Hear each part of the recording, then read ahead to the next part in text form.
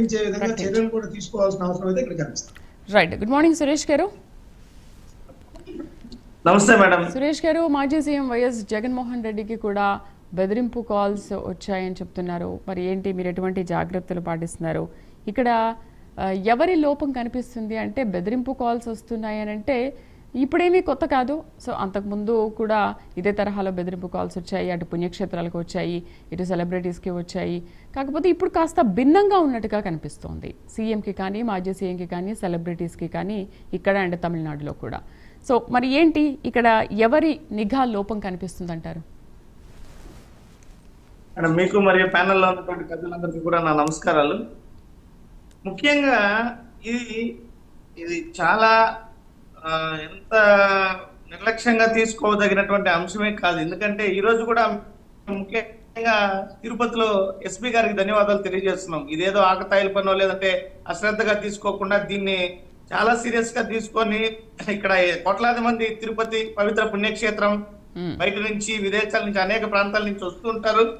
వారందరికీ కూడా ఒక భరోసా ఇవ్వాలని చెప్పి దీనిని ఆషామాషిగా తీసుకోకుండా వాళ్ళు సీరియస్ గా తీసుకుని దీని మీద ప్రజలు భయభ్రాంతులకు గురి కావాల్సినటువంటి అవసరం లేదు, మేము అన్ని కూడా క్షుణ్ణంగా పరిశీలించామని చెప్పి దీని మీద ఒక వివరణ ఇవ్వడం జరిగింది. క్షేత్రస్థాయిలో కూడా వారు ఆ రకంగా చేయడం మేము చాలా స్వాగతిస్తున్నాం, అభినందిస్తున్నాం. అయితే ఈ రకమైనటువంటి చర్యలు ఎందుకు జరుగుతున్నాయి అనే దానికి మూల కారణాలు తీసుకుంటే ఇక్కడ ఉన్నటువంటి లా అండ్ ఆర్డర్ పరిస్థితి ఏ రకంగా ఉందనే దానికి కూడా ఒక కారణం తీసుకోవచ్చు.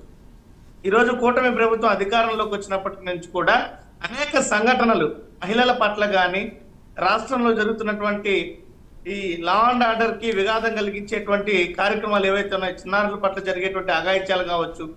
ముఖ్యంగా తిరుమల పుణ్యక్షేత్రంలో మనం చూసాం అనేక సంఘటనలు. ఈరోజు విజిలెన్స్ ఏ రకంగా వైఫల్యం చెందుతోందనే దానికి ప్రత్యక్ష నిదర్శనమే కొండపైకి నాన్ వెజ్ మాంసాహారం వెళ్ళడము, అదేవిధంగా ఆల్కహాల్ తీసుకుని వెళ్ళడము, ఆల్కహాల్ ఉన్నటువంటి డ్రింక్ లో ఉన్నటువంటి వ్యక్తులు కూడా తిరుమలకి వెళ్ళడము, అనేక ఘటనలు చూసాం.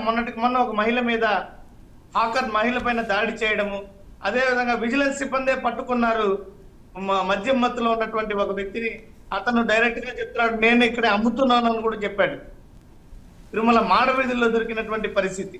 ఇలాంటి భద్రతా వైఫల్యాలన్నీ కూడా ఇలాంటి ఆకతాయిలు అనాలా, లేదంటే ముందుగానే ఇలాంటివి చేస్తే ఎలా ఉంటుందని ఆలోచించుకునేటువంటి ఉగ్రవాద సంస్థలు అనొచ్చా, ఇవన్నీ కూడా వాళ్ళకి అవకాశం ఇచ్చినటువంటి పరిస్థితి ఏర్పడుతుంది. అదే ఇలాంటి ఘటనలు జరిగినప్పుడు ఎలాంటి చర్యలు ఉంటాయో, కఠినమైన చర్యలు ఉంటాయో అన్నవి బహిరంగంగా తెలిసేటువంటి విధంగా ఏదైనా కానీ దేవస్థానం కఠినమైన చర్యలు తీసుకోవడమో, లేదంటే ప్రభుత్వం కఠినమైన చర్యలు తీసుకోవడమో లాంటివి కానీ జరుగుంటే ఇలాంటివి పునరావృతం కావని చెప్పి కూడా మేము భావిస్తున్నాం మేడం. ఈరోజు రాష్ట్ర వ్యాప్తంగా చూస్తే ఎక్కడ కూడా లా అండ్ ఆర్డర్ గాడిలో ఉన్నటువంటి పరిస్థితి లేదు. శాంతి భద్రతలను ఇప్పటికైనా పర్యవేక్షించాల్సినటువంటి బాధ్యత కూటమి ప్రభుత్వం పైన ఉన్నది. ఎంతసేపు కూడా పనిగట్టుకొని ఈ రకంగా ప్రతిపక్ష పార్టీల మీద, గత ప్రభుత్వం మీద బురద జల్లేటువంటి కార్యక్రమాల్లోనే నిమగ్నం అయిపోయి ఉన్నారు. కానీ ఈ కూటమి ప్రభుత్వం ఎక్కడ కూడా వాస్తవంగా క్షేత్రస్థాయిలో సుపరిపాలన అందించేటువంటి దిశగా అడుగులు వేయడం లేదు.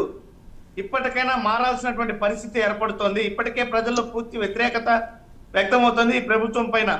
16 నెలలుగా ఇచ్చిన హామీలు నెరవేర్చకపోగా ప్రజల శాంతి భద్రతలకు కూడా విఘాతం కలుగుతుంటే పట్టించుకోవడం లేదు. నిన్న మా జిల్లాలో చూశారు, చిత్తూరు నగరవనంలో ఒక మైనర్ దళిత బాలిక పైన ఏ రకంగా అత్యాచారం చేశారు ఫారెస్ట్ అధికారులం అంటూ చెప్పి బెదిరించి. మరి ఇలాంటి ఘటనలన్నీ కూడా జరగకుండా చూడాల్సినటువంటి బాధ్యత ప్రభుత్వం పైన ఉన్నది.